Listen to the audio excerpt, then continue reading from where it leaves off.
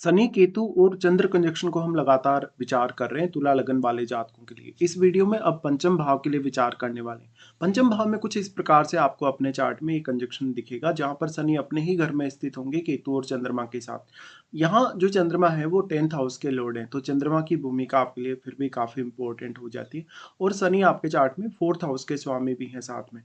देखिए, वैसे जो मकर राशि का शनि होता है उसकी तुलना में जो कुंभ का शनि होता है वो थोड़ा ज़्यादा बेहतर होता है, और ये क्योंकि शनि का अपना मूल त्रिकोण घर भी है। तो यहाँ अगर आपका शनि वक्री नहीं है इनके साथ, तो आप कुछ बेटर रिजल्ट भी एक्सपेक्ट कर सकते हो। वैसे शनि पंचम भाव में संतान या लव लाइफ के लिए उतने अच्छे नहीं होते, लेकिन आप जब भी सोचते हैं, डिसीजन लेते हैं, विचार करते हैं, तो आप काफ़ी ज़्यादा डिसिप्लिन को फिर भी फॉलो करते हैं। इस प्रकार का शनि थोड़ा-सा व्यवधान ला सकता है एजुकेशन वगैरह में, हालाँकि बहुत कुछ आपको नया सीखने के लिए भी प्रेरित करता है।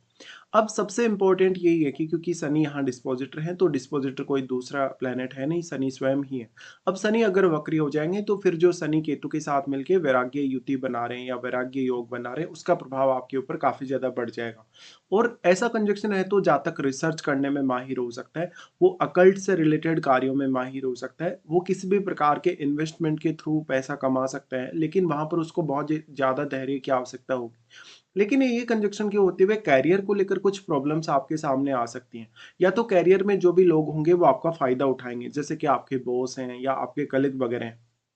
शनि यहाँ पंचमेश है, लेकिन शनि चंद्रमा के साथ मिलके विष दोष का भी निर्माण कर रहे हैं, और यहाँ पे फिर केतु और चंद्रमा के मिलने से बन रहा है ग्रहण दोष। तो हम अगर शनि चंद्र कंजक्शन को या हम केतु चंद्र कंजक्शन को अलग-अलग करके देखें दोनों कंजक्शनों को, तो यहाँ भी बहुत बड़ा फ़र्क सामने आता है।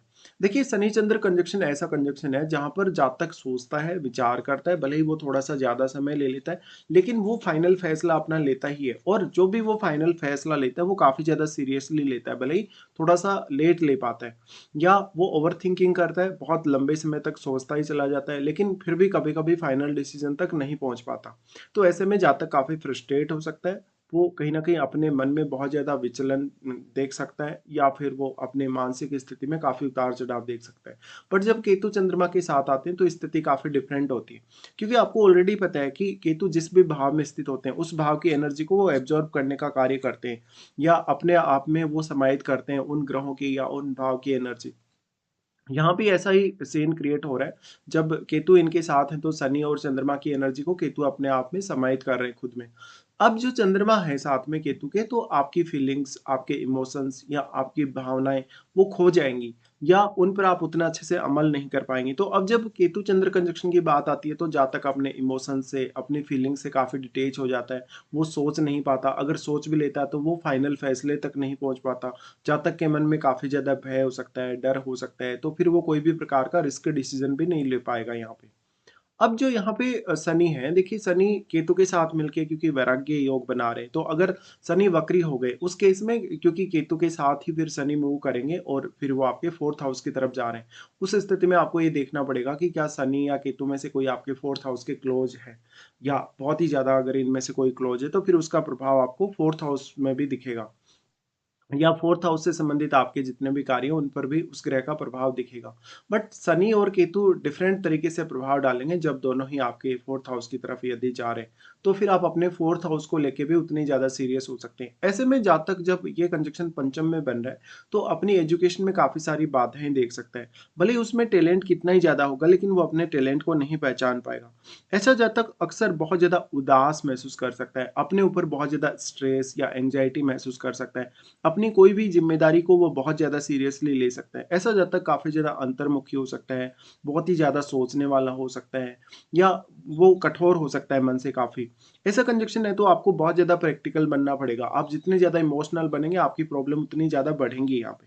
फिर डिपेंड ये भी करेगा कि अब जो आपका 4th हाउस है, 4th हाउस में बैठा हुआ प्लैनेट किस प्रकार का है, या आपके 10th हाउस में बैठा हुआ प्लैनेट किस प्रकार का है। क्योंकि इन दोनों ही भावों के जो स्वामी हैं, वो यहाँ केतु के साथ आ गए कंजक्शन में। तो इन भाव में बैठे हुए ग्रहों का रोल बहुत ही ज़्यादा इम्पोर्टेंट हो जाएगा फिर। तो जब भी आप फिर 4th हाउस रिलेटेड कार्यों पर विचार करेंगे, या अपने करियर या अपने मान-सम्मान, रेपुटेशन पर विचार करेंगे, तो 10th हाउस में बैठे हुए ग्रह पर विचार अवश्य ही करना होगा आपको। देखिए, इस प्रकार से जातक को संतान के साथ रिलेशन में काफ़ी दिक्कत आ सकती है। इवन संतान का स्वास्थ्य अच्छा नहीं है, संतान प्राप्ति में काफ़ी ज़्यादा देरी का सामना करना पड़ रहा है, या संतान अगर पैदा हो भी जाती है, उसके बाद में संतान के साथ उतने बेहतर अंडरस्टैंडिंग नहीं होती या उतने बेहतर रिलेशंस नहीं होते। काफ़ी बार ऐसी स्थिति देखने को मिलती है। साथ ही साथ जातक अपने जितने भी रिश्ते हैं, जैसे माता के साथ रिश्ता है, आपका किसी से कोई प्रेम संबंध है, उनको बहुत ज़्यादा सीरियसली लेता है और उनसे भावनात्मक रूप से काफ़ी ज़्यादा वो दूरी बना सकता है, या आपस में जो अंडरस्टैंडिंग है उसको लेके दिक्कत हो सकती है। ऐसा जातक बहुत ही जल्दी जो भौतिक संसार है उससे विरक्त हो सकता है, क्योंकि शनि अब 4th लॉर्ड भी हैं। अगर शनि वक्री हो जाएँगे तो फिर विरक्ति की संभावना काफ़ी ज़्यादा बढ़ जाएगी। बट अगर शनि वक्री नहीं है, सामान्य स्थिति में है, या फिर डिग्री वाइज़ बहुत ज़्यादा स्ट्रॉन्ग है, तो वो डिले भी करेंगे फिर आपको।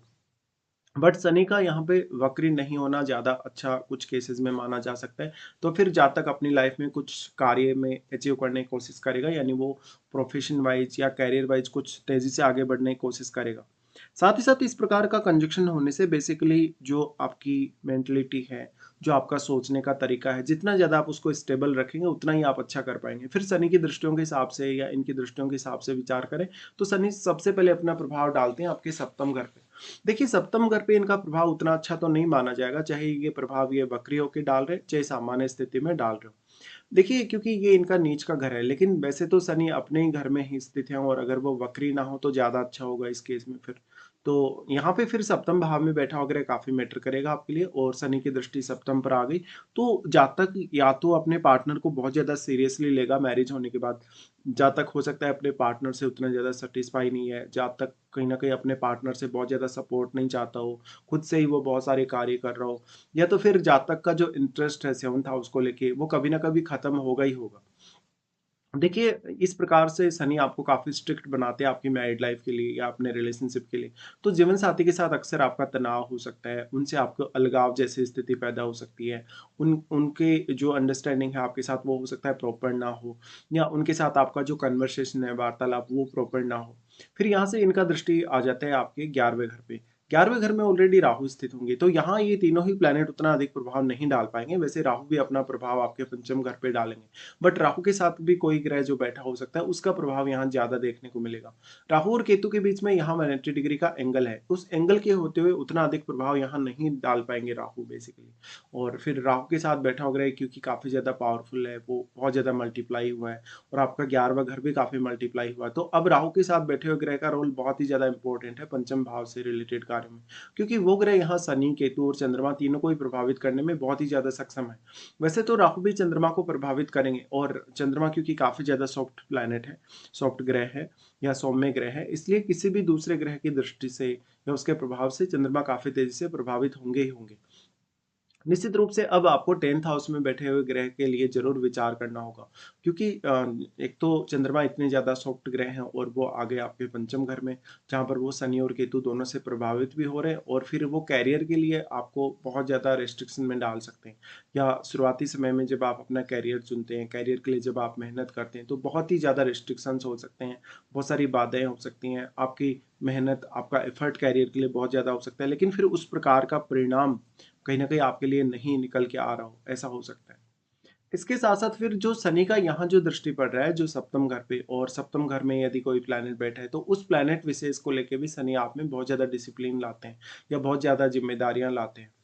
उसके बाद यहाँ हो सकता है आप अपनी मैरिज होने के बाद अपना जो करियर है, अपनी जो फाइनेंशियल कंडीशन है कहीं न कहीं, उसको ज़्यादा प्रायोरिटी दे रहे हैं। आप कोई रिसर्च वर्क को बहुत ज़्यादा प्रायोरिटी दे रहे हैं। साथ-साथ में जो पार्टनर के साथ अंडरस्टैंडिंग है, वो भी काफ़ी प्रभावित होती ही है। तो उस हिसाब से आपको विचार करना होगा। उसके बाद में यहाँ पर शनि का दृष्टि आ जाएगा आपके दूसरे घर पे। देखिए, इस प्रकार का शनि आपको काफ़ी कटु वाणी वाला बना सकते हैं। तो आपका क्योंकि ये मंगल का घर है और शनि की दृष्टि पड़ रही है, तो जातक काफ़ी साफ या सटीक तरीके से बोलने वाला हो सकता है। साथ ही यहाँ ग्रह जो बैठा है सेकंड हाउस में, वो आपके लिए बहुत ही मैटर करेगा, क्योंकि शनि की दृष्टि वो प्रभावित होगा। ऐसे में शनि यहाँ डिसिप्लिन पैदा करेंगे आपके लिए। बट अगर शनि वक्री होकर ऐसी दृष्टि डाल रहे हैं, तो फिर ये आपके लिए फैमिली लाइफ, आपकी जो रहन-सहन है, खान-पान का जो आपका स्तर है, वो काफ़ी ज़्यादा चैलेंजिंग बन जाता है। ऐसे जातकों को सेविंग करने को लेके काफ़ी ज़्यादा दिक्कतें होती हैं। ऐसे जातक कोई चैरिटी वगैरह, किसी को दान वगैरह या दक्षिणा वगैरह के रूप में पैसे दे सकते हैं। दूसरों के लिए ऐसे जातक हमेशा सपोर्टिव नज़र आएँगे, लेकिन उनके लिए जब अपने लिए जब बात आती है, तो बहुत लोग ऐसे हो सकते हैं जो आपको चीट करें या जो आपका प्रॉपर सपोर्ट ना करें। इस हिसाब से फिर आपको यहाँ महादशा का प्रभाव भी देखना होगा। अगर इनमें से किसी की भी महादशा है, तो महादशा पर विचार करना भी ज़रूर बनता है।